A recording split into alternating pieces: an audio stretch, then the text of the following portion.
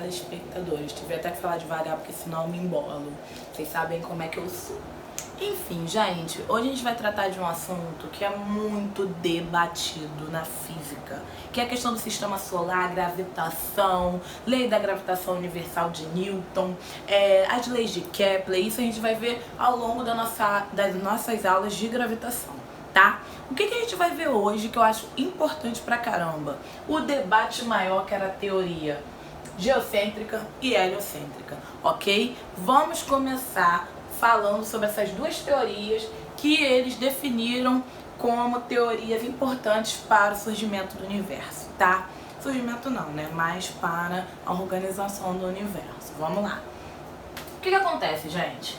Há 350 anos antes de Cristo, Aristóteles ele começou com um pensamento dizendo que a Terra, ou seja, nós todos estávamos no centro e que tinha algumas esferas que giravam em volta. Esferas, não nomeou, ok?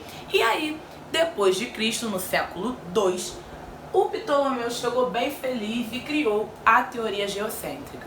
O que significa Terra, ok? Centrismo, centro. Ou seja, a Terra é o centro. E aí o que acontece, galera? Muita gente começou a estudar em cima, só que antigamente a gente sabia como que a igreja tinha o poder muito firme nas decisões, principalmente da parte da ciência. E aí essa teoria geocêntrica foi validada pela igreja pela questão do nosso planeta, como era o único planeta que tinha seres vivos, né? A gente era o centro de tudo. Que Deus criou o planeta e tal, essa teoria foi bem aceita. E o que acontece, gente? Muitos cientistas começaram a estudar na encolha. Por quê? Começaram a tentar entender a questão do dia e noite. Algumas coisas começaram a brotar para eles começarem a falar ué. E aí, mediante a esse ué, veio o Copérnico maravilhoso com a teoria heliocêntrica.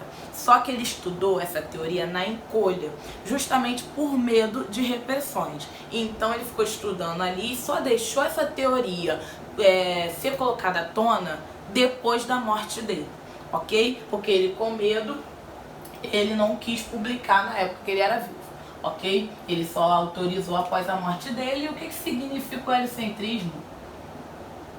Olha, escrevendo Sol com C é brabo. O Sol, centro, ok? Ah, Mayara, mas tá legal, o Copérnico veio com essa ideia. E quem foi que foi aprofundando e validando essa ideia? Galileu Galilei. Após a morte de Copérnico e papapá, foram rolando o tempo e Galileu estudando também na encolha. Só que ele começou a adicionar coisas na teoria heliocentrista. E aí o que acontece? Ele foi chamado, né, pela galera, pela população, conto também pela igreja. E aí ele teve duas opções: ou negar essa teoria que ele estava estudando, ou ser queimado na fogueira. Ou seja, aí que vem essa história de Galileu ser queimado na fogueira. E aí, né, para ele não ser queimado na fogueira, né, ele foi e negou, tá? E aí, depois de anos, outros cientistas foram estudando também na encolha essa teoria dele mais aprofundada. E aí veio o Kepler com as 3 leis de Kepler. E aí a gente vai estudar isso nas outras aulas, tá? Mas aqui foi só a introdução pra gente entender a diferença do geocentrismo com o heliocentrismo, tá? Se liga. Uma coisa que o geocentrismo dizia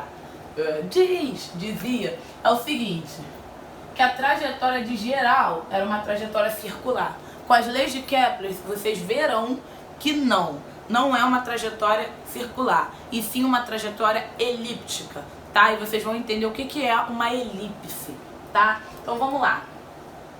O heliocentrismo, tá? Já expliquei isso daqui, eu gosto sempre de falar, que por mais que a gente tenha visto isso em ciências e em geografia, sempre tem gente que troca. O que seria a rotação? Eu me referenciando à Terra. Rotação é que, ao mesmo tempo, né, que a Terra está ali girando em torno do Sol, ela também está fazendo o movimento dela em torno do próprio eixo, ou seja, em torno dela mesmo. E esse movimento da Terra é chamado de rotação. E rotação é responsável pelo quê? Pelo dia e pela noite, tá? Dura quanto tempo? 24 horas, né? E translação seria, né, nossa linda volta maneira e tal, que a gente dá completa, que dura quanto tempo? 365 dias. A translação é responsável pelo quê? Pelas estações do ano, ok? E aí eu tenho a dizer para vocês que o movimento de translação é um movimento periódico, ou seja, é um movimento que em tempos iguais ele está em posições iguais. E isso a gente também vai ver mais pra frente, tá? Mas guarda isso. O movimento de translação é um movimento periódico, tá? Vamos aí continuar nossa aula e ver aí o que é elipse, papapá. Galera, antes da gente conversar de uma forma mais aprofundada sobre a primeira lei de Kepler, eu quero conversar com vocês, só deixa eu endireitar um pouquinho a câmera que eu acho que ela tá muito pro lado. Ela voltou a ficar pro lado porque ela é teimosa, eu tô vendo pelo espelho, enfim. Eu preciso falar com vocês o que é elipse. Galera, diferente da circunferência, a elipse, eu gosto de falar assim, é como se fosse uma figura geométrica oval. Não é uma circunferência, entendeu?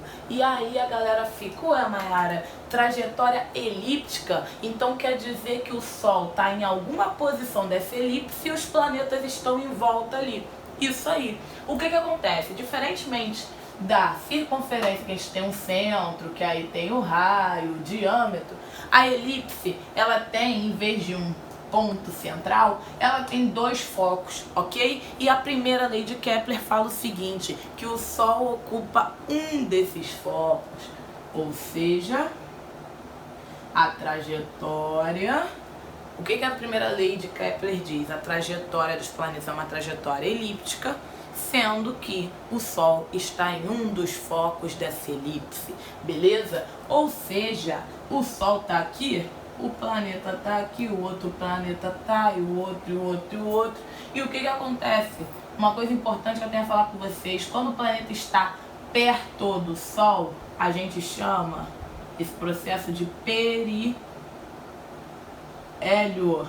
Quando está afastado do Sol, a gente chama esse processo de afélio. Guarda no coração, esses dois processos caem nos exercícios, vocês verão mais para frente exercícios sobre isso, ok? Então vamos lá. Quando a gente tem o processo de periélio, a velocidade desse planeta é uma velocidade que ela aumenta. No decorrer do processo que vai se afastando, a velocidade vai diminuindo, tá? Então vamos lá, periélio, alta velocidade. Afélio, velocidade reduzida, ok? Guarda isso, perto do Sol, periélio, afastado do Sol, afélio. É só ficar com o sinal de perto e afastado que a gente consegue associar o nome, beleza? Então vamos lá, decorrer a nossa aula aí. Vamos lá, a primeira questão tá falando assim, o movimento de translação da Terra é... Vamos lá, galera, isso a gente não comentou um pouquinho quando eu tava falando de translação. O movimento, tá, da Terra é um movimento periódico. O que seria um movimento periódico? É quando a velocidade e a posição se repetem em tempos iguais. Ou seja, você vê em tempos iguais a velocidade e a posição se repetindo, ok? Então guarda no coração de vocês que o movimento de translação da Terra, ele é periódico. E se a gente fosse dar uma olhada aqui nas outras alternativas, a gente já sabe, por causa da primeira lei de Kepler, que a trajetória do planeta é elíptica. Então tirem esse negócio de circular da cabeça de vocês, é elíptico, ok? O movimento dos planetas é um movimento elíptico. Então vamos lá. Vamos ver a próxima questão. A próxima questão está assim, baseando-se nas leis de Kepler da gravitação universal, podemos dizer que a velocidade do planeta, vamos lá, afélio e periélio. Afélio, afastado do Sol, ou seja, a velocidade é reduzida. E tem o periélio, que é perto do Sol, ou seja, a velocidade é maior. Então vamos catar essa informação aqui, né? A velocidade do planeta é independente da sua posição? Não. B. Aumenta quando está distante do Sol? Não. Diminui quando está mais próximo do Sol? Não. Aumenta quando está mais próximo do Sol? Sim, periélio. Diminui no periélio? Não. Então a melhor alternativa seria a D, beleza? Vamos ver a questão de baixo.